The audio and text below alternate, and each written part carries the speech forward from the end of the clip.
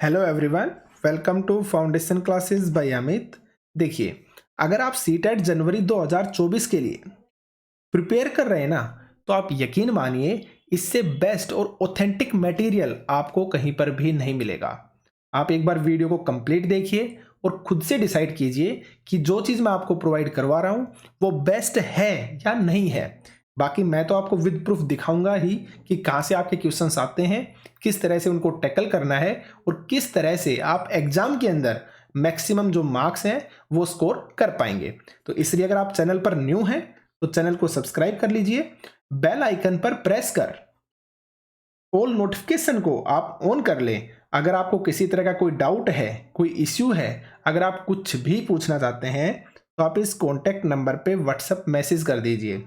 अगर आपने हमारे टेलीग्राम ग्रुप को ज्वाइन नहीं किया है तो टेलीग्राम ग्रुप को आप ज्वाइन कर लीजिए। टेलीग्राम ग्रुप का जो लिंक है वो आपको इसी वीडियो के डिस्क्रिप्शन में मिल जाएगा। हमारी application foundation classes by Amit को अगर आपने डाउनलोड नहीं किया है तो आप एप्लीकेशन को डाउनलोड कर लीजिए। एप्लीकेशन को डाउनलोड करने का जो लिंक है वो भी आपको इसी वीडियो के डिस्क्रिप्शन में मिल जाएगा। आज हम हिस्ट्री का जो हमारा लेक्चर नंबर 6 है वो करने वाले हैं। 5 लेक्चर हमारे हो चुके हैं, आप प्लेलिस्ट में जाकर उन लेक्चर को देख सकते हैं। देखिए, आप चाहे किसी भी एग्जाम को देना, चाहे आपका एचटेट हो, चाहे आपका सीटेट हो, चाहे चंडीगढ़ पीआरटी हो, या फिर आपका डी ट्रिपल एस भी हो, यूपी टेट, आप किसी भी एग्जाम को देना, ये क्लासेस आपके लिए मोस्ट इंपॉर्टेंट हैं। इनसे बाहर आपको कुछ भी नहीं मिलेगा। यहाँ तक कि चंडीगढ़ पीआरटी के अंदर आपके 15 क्वेश्चन पूछे जाते हैं सोशल साइंस से, सामाजिक विज्ञान से। तो इनके बारे में मैं ऑलरेडी वीडियो अपलोड कर चुका हूँ। जो आपका लेटेस्ट हुआ था एग्जाम दिसंबर 2022 के अंदर चंडीगढ़ पीआरटी का, तो उसमें जो 15 क्वेश्चन आए थे ना, मैंने एग्जैक्ट ये तक बता दिया कि वो क्वेश्चन कहाँ से पूछे गए हैं और किस पेज से आए हैं। अगर आपने वो वीडियो नहीं देखी है तो डिस्क्रिप्शन के अंदर उसका लिंक है, आप उस वीडियो को जाकर देख सकते हैं। इसलिए मैं बोलता हूँ कि इनसे बाहर आपको कुछ भी नहीं मिलेगा। सिर्फ और सिर्फ आराम से आप क्लासेस को देखिए, ठीक है। अगर आपको वीडियो अच्छी लगती है तो वीडियो को प्लीज़ लाइक कीजिए, शेयर कीजिए और कमेंट सेक्शन में कमेंट 100% करके बताया कीजिए कि आपको क्लासेस कैसे लग रही हैं, ताकि मुझे मोटिवेशन मिले और आपके लिए मैं बेस्ट से बेस्ट मटेरियल लेकर आ सकूं। तो चलिए स्टार्ट करते हैं। देखिए, आज हम बात करने वाले हैं क्या बताती हैं हमारी कब्रें, यानी कि जो हमारी कब्रें होती हैं, जो उस समय जो कब्रें बनाई जाती थी वो किस तरह से बनाई जाती थी, उन सब चीज़ों के बारे में हम बात करने वाले हैं। देखिए स्टार्ट करते हैं। सबसे पहले वेद के बारे में पढ़ेंगे। तो हर किसी को पता है वेदों की संख्या कितनी होती है, आपकी 4 होती हैं। कौन कौन से? ऋग्वेद, सामवेद, यजुर्वेद और आपका अथर्ववेद। तो आप ऋग्वेद के बारे में याद रखना, ये आपका सबसे पुराना है, यानी कि आपका ओल्डेस्ट। अगर आपसे ओल्डेस्ट वेद पूछा जाता है तो सबसे पुराना है आपका ऋग्वेद। अगर आपसे सामवेद के बारे में पूछा जाता है ना, इसके अंदर अगर आपसे पूछा जाए कि सामवेद के अंदर किसका जिक्र है, तो इसके अंदर आप बताएंगे संगीत के बारे में, मंत्र के बारे में, जाप के बारे में। और देखिए, ये एसएससी का या किसी भी कॉम्पिटेटिव एग्जाम का जो मोस्ट फेवरेट क्वेश्चन है ना, वो है, ये आपका टीचिंग में भी आ चुका है। संगीत के बारे में किस वेद के अंदर जिक्र मिलता है, तो वो है आपका सामवेद। अगर यजुर्वेद की हम बात करें तो यजुर्वेद के अंदर आते हैं आपके यज्ञ, आपकी प्रार्थनाएं, बलिदान। अगर इन सब चीज़ों के बारे में जिक्र मिलता है ना, इन सब चीज़ों के बारे में अगर पूछा जाता है कि बलिदान का जिक्र किस वेद के अंदर है, या प्रार्थना या यज्ञ के बारे में किस वेद के अंदर बताया गया है, तो आप बताएंगे यजुर्वेद के अंदर। और जब भी नेगेटिव एनर्जी की बात हो ना, जैसे आपका जादू टोना हो गया, तो जादू टोना जैसी जो चीज़ें आएंगी ना, वो आएंगी आपकी अथर्ववेद के अंदर। ये सारी चीज़ें आपको याद रखनी है, ठीक है। आगे चलते हैं। ऋग्वेद की रचना लगभग 3500 साल पहले हुई थी। कितने साल पहले? 3500 साल पहले। सबसे ओल्डेस्ट है ये, जिसमें 1000 से ज़्यादा क्या है, प्रार्थनाएं हैं, जिन्हें क्या कहते हैं हम, सूक्त कहते हैं। यानी कि जो सूक्त है वो किनको कहा जाता है, प्रार्थनाओं को कहा जाता है, जो कितनी है, 1000 से भी ज़्यादा है। और सबसे ओल्डेस्ट कौन सा हो गया, आपका ऋग्वेद। कब बनाया गया था? 3500 साल पहले, याद रखना आप। आगे चलते हैं। देखिए, अब सूक्त का अर्थ क्या होता है? सूक्त का अर्थ होता है अच्छी तरह से बोला गया। क्या कहलाता है? आपका सूक्त कहलाता है, यानी कि वो प्रार्थनाएं जो अच्छी तरह से बोली गई हैं, ठीक है। और ये सूक्त किन के बारे में होते हैं? देवी देवताओं की स्तुति में रचे गए थे। यानी जो देवी देवताएं हैं ना, उनके लिए प्रार्थनाएं की गई थी, तो उनको बोला गया है सूक्त। उनकी स्तुति के अंदर रचे गए थे। और इनमें यानी कि ऋग्वेद के अंदर 3 जो देवता है ना, उनको प्रमुख बताया गया है। कौन कौन से हैं? एक तो आपके आग के देवता हो गए यानी कि अग्नि, एक हो गया आपके युद्ध के देवता यानी कि इंद्र देवता, और एक है जिक्र सोम के बारे में जो सबसे प्रमुख है। और आपको याद रखना है जो सोम है ना वो एक देवता नहीं है, वो क्या है? एक पौधा है जिसको पूजा जाता है, यानी कि पौधे के रूप में देवता है वो, और जिसे क्या बनता है? एक खास तरह का पेय पदार्थ बनाया जाता है। तो आपको सोम के बारे में एग्जैक्ट याद रखना है। सोम क्या है? एक पौधा है जिससे एक खास पेय बनाया जाता है, ठीक है। और वैदिक प्रार्थनाओं की रचना किन्होंने की थी? ऋषियों ने की थी। एकदम सीधी और सिंपल सी बात है। आगे चलते हैं। अधिकांश सूक्तियों के जो रचयिता है ना, अधिकांश सूक्तों के रचयिता सीखने सिखाने वाले पुरुष थे, लेकिन कुछ रचना महिलाओं ने भी की थी। यानी कि आपको याद रखनी है जो सूक्त बनाई गई थी, जो सूक्त रचे गए थे ना, वो किन्होंने रचे थे? महिला व पुरुष दोनों ने मिलकर रचे थे। ये चीज आप याद रखना। और ऋग्वेद की अगर आपसे भाषा पूछी जाती है तो आप क्या बताएंगे? प्राक संस्कृत या फिर वैदिक संस्कृत, यानी कि वेदों से रिलेटेड हो गई ना, तो वैदिक संस्कृत कहलाती है। अब देखिए बात करते हैं भाषाओं के बारे में। संस्कृत व अन्य भाषाएं कौन कौन सी थी? तो देखिए संस्कृत जो भाषा है ना वो किसकी भाषा है, किस परिवार की भाषा है? भारोपीय। और भारोपीय के अंदर क्या हो गया? एक तो आपका भारत आ गया और प्लस में क्या आ गया? एक यूरोप आ गया। तो भारत और यूरोप को मिलाकर बना आपका भारोपीय। तो भारोपीय परिवार की भाषा कौन सी है? आपकी संस्कृत है। जैसे देखिए अब आप आगे, भारत की कई भाषाएं हैं, जैसे असमिया हो गई, गुजराती, हिंदी, कश्मीरी, सिंधी व एशियाई भाषाएं जैसे फारसी हो गई, तो यूरोप की हो गई ना ये। और यूरोप की बहुत सी भाषाएं जैसे अंग्रेजी, फ्रांसीसी, जर्मन, यूनानी, इतालवी, स्पेनिश आदि सभी किससे जुड़ी हैं? आपकी भारोपीय भाषा परिवार से जुड़ी हैं। आपको याद रखना है भाई, जो भारोपीय भाषा परिवार है उसके अंदर कौन कौन सी भाषाएं आती हैं, ये चीजें आपको याद रखनी है। जैसे एशियाई भाषा है, सिर्फ एक आएगी फारसी। यूरोप की भाषाएं पूछी जाती हैं तो आपकी अंग्रेजी हो गई, फ्रांसीसी हो गई, जर्मन हो गई, यूनानी, इतालवी और स्पेनिश। ये हो गई आपकी किसकी? यूरोप की। और भारत की असमिया, गुजराती, हिंदी, कश्मीरी और सिंधी। याद रखना। आप आगे बढ़ते हैं। इन्हें भाषा परिवार इसलिए कहा जाता है क्योंकि आरंभ में इनके जो शब्द थे ना वो एक दूसरे से काफी मिलते थे। जैसे संस्कृत में हम क्या बोलते हैं माता को? मातृ, मातृ यानी कि माता। और हिंदी में क्या बोलते थे हम? माँ। माँ का मतलब भी क्या होता है? आपका माता होता है। और अंग्रेजी में हम क्या कहते हैं? मदर। और मदर का मतलब भी क्या है? आपका माता है। यानी कि जो वर्ड थे ना, जो शब्द थे ना, वो एक दूसरे से काफी मिलते जुलते थे, तो इसलिए इन्हें एक ही भाषा परिवार बोला गया है। ठीक है, याद रखना आप। अगर हम पूर्वोत्तर प्रदेशों की बात करें, पूर्वोत्तर का मतलब क्या हो गया? यानी कि जो आपके नॉर्थ ईस्ट के अंदर, ये आपका इंडिया का मैप है, तो जो आपके नॉर्थ ईस्ट वाले जो स्टेट है ना, जैसे अरुणाचल प्रदेश हो गया, असम हो गया, मिजोरम हो गया, नागालैंड हो गया, ठीक है, ये सारे जो स्टेट है ना इनको बोला गया है पूर्वोत्तर प्रदेश। तो जो पूर्वोत्तर प्रदेश है वहां पे कौन सी भाषाएं हैं? तिब्बत बर्मा परिवार की। क्योंकि अगर आपको अच्छे से पता है, अगर ऊपर की साइड देखते हैं तो क्या है? तिब्बती है। और अगर हम इस साइड चले जाते हैं ना इंडिया को क्रॉस करके, तो आपका यहाँ पर क्या है? आपका म्यांमार आता है। तो नॉर्मल सी बात है, वहां पर किस तरह की भाषाएं बोली जाएंगी? तिब्बत बर्मा जो परिवार है उसकी भाषाएं। अगर हम द्रविड़ परिवार की बात करें, द्रविड़ का मतलब दक्षिण, यहाँ पर कौन कौन सी भाषाएं होंगी? आपकी तमिल हो गई, तेलुगु हो गई, कन्नड़ हो गई, मलयालम हो गई, यानी कि वो सारी लैंग्वेज जो आपकी दक्षिणी भारत के अंदर बोली जाती हैं वो आती हैं आपके द्रविड़ परिवार के अंदर। ठीक है, और ये आपका मोस्ट इंपॉर्टेंट है, इसको याद रखना। अगर झारखंड और मध्य भारत से रिलेटेड पूछा जाए ना, तो यहाँ पे आएगी आपकी ऑस्ट्रो एशियाटिक परिवार की भाषाएं। ये मोस्ट इंपॉर्टेंट है, इसको आप अलग से याद रख लेना। ठीक है, क्योंकि द्रविड़ परिवार है, आप दक्षिण के हिसाब से बता दोगे। पूर्वोत्तर में मैंने आपको बता दिया, तिब्बत ऊपर की साइड पड़ता है और जो बर्मा है उसके जस्ट बाद आगे है इंडिया को क्रॉस करने के बाद। तो नॉर्मल सी बात है, आप ये भी बता दोगे। तो इसलिए आप इसको याद रखना, झारखंड और अगर मध्य भारत में पूछता है ना तो आप ऑस्ट्रो एशियाटिक जो परिवार है उसकी भाषाएं बोली जाती हैं। ठीक है, आगे चलते हैं। ऋग्वेद के कुछ सूक्त वार्तालाप के रूप में है, यानी कि जो प्रार्थनाएं लिखी गई थी या जो बातें की गई थी वो कुछ है ना बातों के रूप में है, वार्तालाप के रूप में है। वार्तालाप हमेशा दो लोगों के बीच में की जाती है। ठीक है, यानी दो लोग तो कम से कम उसके लिए चाहिए ही चाहिए, तब उसको वार्तालाप बोलते हैं। तो देखिए, जिसमें से एक प्रसिद्ध है, कौन सी प्रसिद्ध है? विश्वामित्र और देवियों के रूप में पूजित दो नदियां कौन कौन सी? व्यास और सतलुज की बातें। यानी कि दो नदियां हैं, व्यास और सतलुज, और कौन है? आपके महर्षि विश्वामित्र। तो इनके बीच में जो वार्तालाप हुई थी ना वो काफी फेमस वार्तालाप है। ठीक है, तो ये चीज आप याद रखना। आगे चलते हैं। ऋग्वेद की एक पांडुलिपि यानी कि मैन्युस्क्रिप्ट, आपको पता है पांडुलिपि को क्या कहते हैं? मैन्युस्क्रिप्ट बोलते हैं। और आगे ये भी आपको पता है किससे बनाई जाती है? बुर्ज वृक्ष की छाल से बनाई जाती है।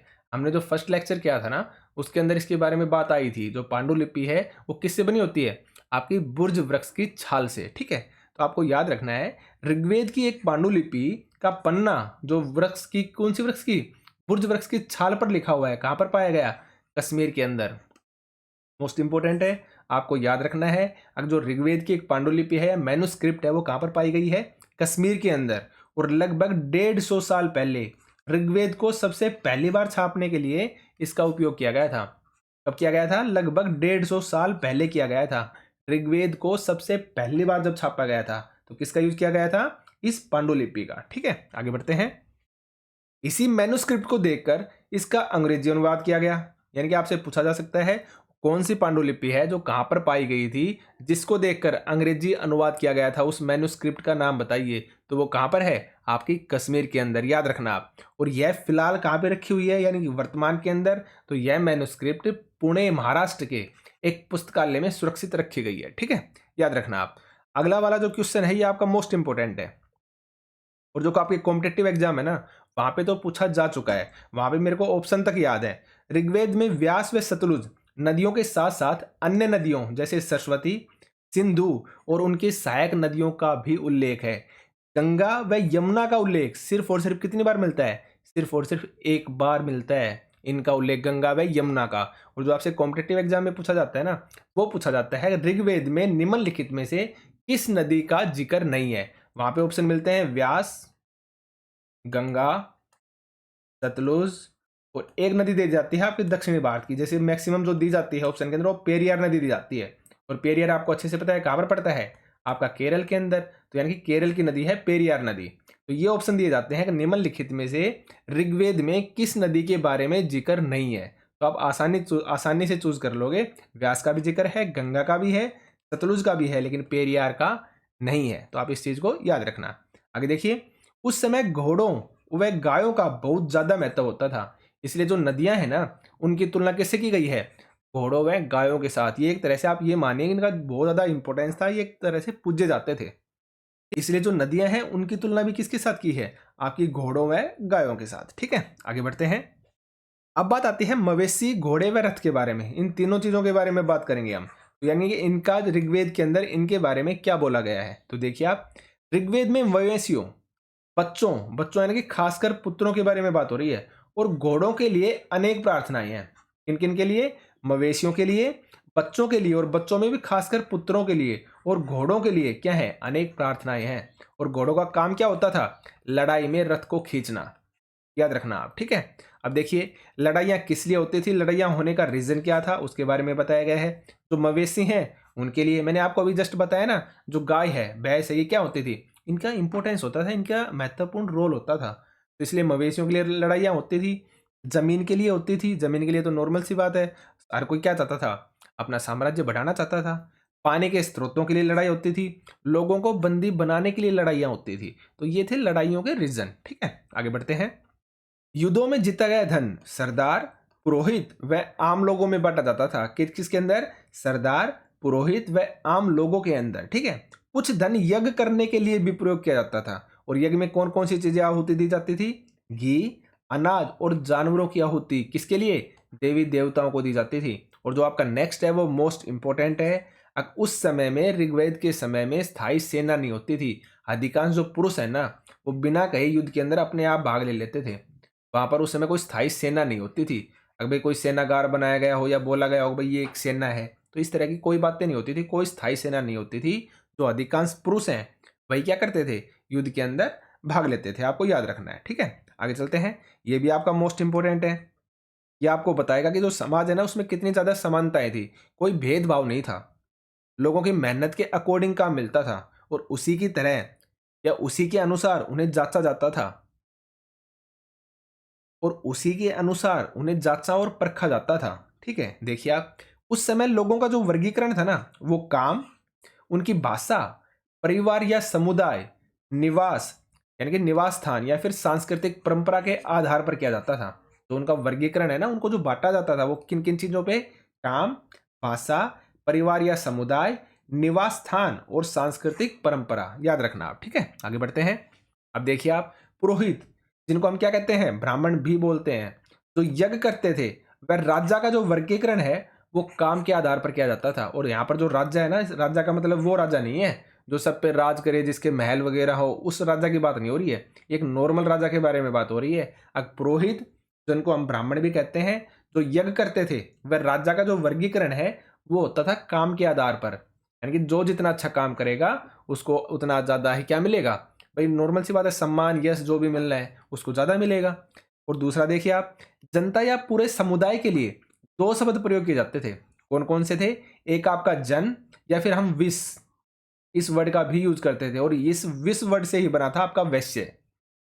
आपने पढ़ा होगा ना वैश्य के बारे में, तो इस विस वर्ड से ही क्या बना था? आपका वैश्य बना था। इसलिए ऋग्वेद में विस और जनों के नाम मिलते हैं। जैसे पुरु जनपद हम पढ़ते हैं, भरत जनपद भी हम पढ़ते हैं, यदु जनपद भी हम पढ़ते हैं। तो साथ में आप विस और याद रखना। अब जन का जो मतलब है ना, जन का मतलब ही क्या होता है? आपका विस। तो आप क्या याद रखोगे? पुरुविस, भरतविस या फिर यदुविस। तो आपको याद रखना है, ठीक है। आगे बढ़ते हैं। जिन लोगों ने इन प्रार्थनाओं की रचना की थी वे कभी कभी क्या कहते थे? खुद को आर्य कहते थे, तथा विरोधियों को क्या कहते थे? दास या दस्यु। और धीरे धीरे दास या दस्यु वे लोग होते थे जो यज्ञ भी नहीं करते थे और जो दूसरी भाषाएं बोलते थे। यानी कि जो आर्य बोलते थे ना, उस भाषा को नहीं बोलते थे। ये लोग यज्ञ भी नहीं करते थे और दूसरी भाषाएं बोलते थे। बाद में धीरे धीरे समय के साथ दास का जो मतलब है ना, वो क्या बन गया? गुलाम बन गया। और दास वे स्त्री या पुरुष होते थे जिन्हें युद्ध में बंदी बनाया जाता था। उन्हें उनके मालिक की क्या समझा जाता था? जायदाद समझा जाता था। जो भी काम मालिक चाहते थे उन्हें वह सब क्या करना पड़ता था। आपको याद रखनी है चीजें, ठीक है। इजी है, सिंपल लैंग्वेज है, आप याद रख पाओगे। आगे चलते हैं। देखिए, ये है महापाषाण। इनको महापाषाण बोला जाता था, यानी कि एक तरह के शिलाखंड है ये, बड़े बड़े शिलाखंड, ठीक है। तो इनके बारे में बात करते हैं, ये क्या चीजें होती थी। तो देखिए आप, ये शिलाखंड महापाषाण, महा का मतलब क्या हो गया? बड़ा हो गया, और पाषाण का मतलब क्या हो गया? पत्थर हो गया। यानी कि बड़े बड़े पत्थर, जिसको क्या कहा जाता है? शिलाखंड कहा जाता है। तो ये शिलाखंड महापाषाण नाम से जाने जाते हैं। ये पत्थर दफन करने की जगह पर लोगों द्वारा बड़े करीने से लगाए गए थे। बड़े करीने से का मतलब हो गया बड़ी ही अच्छी व्यवस्था के साथ। आप इसके अंदर देख भी सकते हैं, ये क्या है? बीच में भाई जो भी इंसान है जिसको दफनाया जाएगा उसके लिए जगह है। चारों तरफ देखिए आप, कितने अच्छे तरीके से पत्थरों को लगाया गया, एकदम सही सलीके के साथ। इस साइड आप बड़े पत्थर देखिए फिर आप, तो यानी कि एक बड़े ही सुंदर और अच्छे तरीके से चीजों को लगाया जाता था, ठीक है। आगे बढ़ते हैं। तो इसलिए बोला गया है ये पत्थर दफन करने की जगह पर लोगों द्वारा बड़े करीने से लगाए गए थे। और महापाषाण कब्रें बनाने की प्रथा शुरू कब हुई थी? ये हुई थी लगभग 3000 साल पहले। और ऋग्वेद के बारे में याद रखना, कब आया था? लगभग 3500 साल पहले। और कब्रें कब स्टार्ट हुई? लगभग 3000 साल पहले। और यह प्रथा कहाँ पर प्रचलित थी? यानी कि महापाषाण कब्रों की प्रथा आपके दक्कन के अंदर, यानी कि दक्षिण के अंदर, दक्षिणी भारत में, उत्तर पूर्वी भारत के अंदर यानी कि नॉर्थ ईस्ट के अंदर, और आपका कश्मीर के अंदर। ये वो स्थान है जहां पर जो आपके महापाषाण कब्रें बनाने की जो प्रथा थी वो थी, याद रखना आप। और इस तरह के महापाषाण को क्या कहते थे? ताबूत समाधान, यानी कि जिसको शिष्ट बोला जाता था, शिष्ट, या आप क्या बोल सकते हैं हिंदी के अंदर? ताबूत समाधान। ये याद रखना आप, ठीक है। सामान्यतः मृतकों को खास किस्म के मिट्टी के बर्तनों के साथ दफनाया जाता था, जिन्हें काले लाल मिट्टी के बर्तन यानी कि ब्लैक एंड रेड वेयर के नाम से भी जाना जाता था। याद रखना भैया, ठीक है। आगे बढ़ते हैं। अब बात आती है इन महापाषाण कब्रों के साथ लोहे के औजार और हथियार, घोड़ों के कंकाल, सामान, पत्थर और सोने के गहने आदि मिलते थे। इन महापाषाण कब्रों के साथ मिलती थी ये सारी की सारी चीजें, लोहे के औजार, हथियार, घोड़ों के कंकाल, सामान, पत्थर और सोने के गहने, ये सारी की सारी चीजें, ठीक है। नेक्स्ट आपका मोस्ट इंपोर्टेंट है, यहाँ पर दिया गया है ब्रह्मगिरी। और ब्रह्मगिरी कहाँ पर है? आपका कर्नाटक के अंदर पड़ता है। वहां से एक व्यक्ति की कब्र मिली है और साथ में क्या मिले हैं? 33 सोने के मनके व शंख पाए गए हैं इस कब्र के अंदर। तो यानी कि ये चीज क्या दर्शाती है? जो मरने वाला जो व्यक्ति था ना, वो कौन था? अमीर था भाई। यानी कि उसके अमीर होने की जो स्थिति है उसको दर्शाती है। क्यों? क्योंकि उसकी कब्र में 33 सोने के मनके और शंख मिले थे। और कहां पर? ब्रह्मगिरी, कर्नाटक के अंदर। तो आपसे यही क्वेश्चन पूछा जाएगा, कहां पर मिली कब्र में 33 सोने के मनके व शंख पाए गए थे? तो आपको याद रखना है ब्रह्मगिरी, कर्नाटक के अंदर, ठीक है। आगे देखते हैं। कभी कभी महापाषाण से एक से अधिक कंकाल भी मिले हैं, जो दर्शाते हैं कि एक ही परिवार के लोगों को एक ही स्थान पर अलग अलग समय पर दफनाया गया था। ये चीज दर्शाती है आपका एक से अधिक कंकाल का होना एक ही महापाषाण के अंदर। ठीक है, आगे बढ़ते हैं। उसके बाद बात आती है इनाम गांव, और ये कहां पर पड़ता है? ये पड़ता है आपका पुणे के अंदर, और पुणे कहां पे है? आपका महाराष्ट्र के अंदर, याद रखना भैया आप। ठीक है, इनाम गांव पुणे के अंदर, और पुणे कहां पे है? आपका महाराष्ट्र के अंदर। ये चीजें आपको याद रखनी है। ठीक है, अब देखते हैं। यह भीमा की सहायक नदी का नाम क्या है? घोड़। भीमा की सहायक नदी घोड़ के किनारे है। यहां पर 3600 से 2700 साल पहले लोग रहते थे। कितने साल पहले? 3600 से 2700 साल पहले। तो यहां पर वैश्यक को प्राय गड्ढे में सीधा लिटाकर दफनाया जाता था। उनका सिर किस तरफ होता था? उत्तर की तरफ होता था, और कई बार उन्हें घर के अंदर ही दफना दिया जाता था। और यहां से एक आदमी की कब्र मिली है, ये याद रखना, ये मोस्ट इंपोर्टेंट है। ठीक है, अगर यहां से एक आदमी की कब्र मिली है जो 5 कमरों वाले मकान के आंगन में 4 पैरों वाले मिट्टी के बड़े संदूक में दफनाया गया था, और जिसके पैर जो है वो मुड़े हुए थे। ये याद रखना, ये तीनों तीनों चीजें। 5 कमरों वाले मकान के आंगन में 4 पैरों वाले मिट्टी के बड़े संदूक में, तथा जिसके पैर क्या थे? यानी कि उस शव के, उस व्यक्ति के जो पैर हैं वो कैसे थे? मुड़े हुए थे। ये चीज आप याद रखना। ठीक है, आगे चलते हैं। पुरातत्वविदों को इनाम गांव से कौन कौन से साक्ष्य मिले हैं? देखिए, एक तो हमने ब्रह्मागिरी पढ़ा है। ब्रह्मागिरी कहां पे है? आपका कर्नाटक के अंदर, और वहां से क्या मिले हैं? 33 सोने के मन के मिले हैं। याद रखना, इस डिफरेंस को आप भूलना मत। ब्रह्मगिरी कर्नाटक से 33 सोने के मन के मिले हैं, और इनाम गांव कहां पर पड़ता है? आपका पुणे महाराष्ट्र के अंदर। और वहां से कौन कौन सी चीजें मिले हैं वो देखते हैं। गेहूं, जौ, चावल, दाल, बाजरा, मटर व तिल के बीज मिले हैं। कहां से? आपके इनाम गांव से। कहां पे पड़ता है? पुणे के अंदर, यानी कि महाराष्ट्र के अंदर। ठीक है, यहां से गाय, बैल, भैंस, बकरी, भेड़, कुत्ता, गधा, सुअर, सांबर, चितकबरा, हिरण, कृष्ण मृग, खरहा, खरहा याद रखना आप, नेवला, चिड़िया, घड़ियाल, कछुआ, केकड़ा, याद रखना भाई, और मछली की हड्डियां मिली हैं। यानी कि ये वो जानवर हैं, ये वो जीव जंतु हैं जिनकी हड्डियां कहां से मिली हैं? आपको इनाम गांव, पुणे, महाराष्ट्र से। ठीक है, और यहां ऐसे साक्ष्य भी मिले हैं यहां से, यानी कि बेर, आंवला, जामुन, खजूर और कई तरह की रस भरियां है ना, वो यहाँ से एकत्र की जाती थी। तो उनके एकत्र करने के जो साक्ष्य हैं, जो प्रमाण हैं, वो मिले हैं कहाँ से आपको? इनाम गांव, पुणे, महाराष्ट्र से। ठीक है, आगे बढ़ते हैं। अब बात आती है चरक के बारे में। अब हर किसी को पता है, और कॉम्पिटेटिव एग्जाम में या टीचिंग एग्जाम में आपका पूछा भी जाता है। जो चरक है वो कौन थे? ये एक प्रसिद्ध वैद्य थे। और कब आए थे? लगभग 2000 साल पहले की बात है जब इनका जन्म हुआ था, यानी कि उस समय के बारे में है ये। अगर लगभग 2000 साल पहले प्रसिद्ध वैद्य हुए थे। कौन? चरक। ठीक है, चरक जी। ठीक है, तो इन्होंने चिकित्सा शास्त्र पर क्या लिखी है? चरक संहिता लिखी है, यानी कि बीमारियों के ऊपर, चिकित्सा शास्त्र के ऊपर। इनके अनुसार मानव के अंदर कितनी हड्डियां हैं? 360 हड्डियां होती हैं।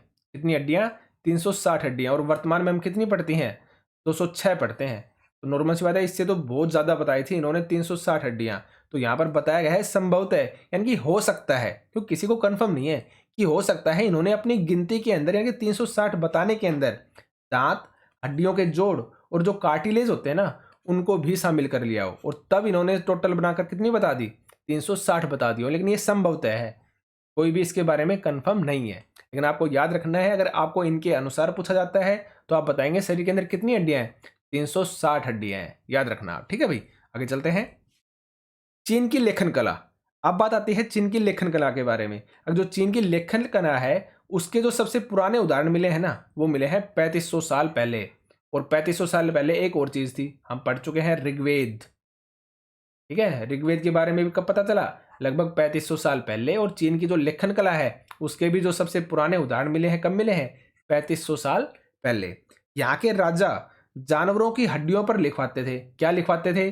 जैसे क्या वे युद्ध जीतेंगे, क्या फसलें अच्छी होंगी, क्या उन्हें पुत्र होंगे, आदि बातें। यानी कि वो जानवरों की जो हड्डियां हैं ना, उन पर ये चीजें लिखवाते थे। और इसलिए इन हड्डियों को बोला जाता था भविष्यवाणी करने वाली हड्डियां। और कैसे भविष्यवाणी करी जाती थी वो समझिए आप। ये क्या करते थे, उसके ऊपर लिखवा दिया ये आपकी हड्डी है। अब इस हड्डी के ऊपर इन्होंने जो भी लिखवाना था लिखवा दिया, और फिर इस हड्डी को वो क्या करते थे? आंच के अंदर डाल देते थे, आग के अंदर डाल देते थे। और जब आग से गर्मी पैदा होती थी ना, तो इन हड्डियों के अंदर क्या होता था? क्रैक पड़ जाते थे।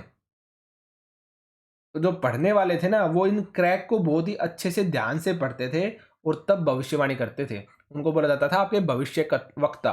जो भविष्यवक्ता थे इन दरारों को पढ़ते और इन दरारों को पढ़ के वो अंदाजा लगाते थे कि भविष्यवाणी क्या कह रही है। ठीक है, तो ये सारी की सारी चीजें आपको याद रखनी है। आगे चलते हैं। सबसे लास्ट में आपको ये चीजें याद रखनी है भाई, वेदों की रचना का प्रारंभ कब हुआ था? लगभग 3500 साल पहले। और सबसे ओल्डेस्ट कौन सा था? आपका ऋग्वेद था। महापाषाणों के निर्माण की शुरुआत पूछी जाए तो आप लगभग 3000 साल पहले बताएंगे। इनाम गांव में कृषकों का निवास कब हुआ था? 3600 से 2700 साल पहले, ये भी हम पढ़ चुके हैं। और चरक के बारे में मैंने 2 बार आपको बता दिया, कब आए थे? लगभग 2000 साल पहले।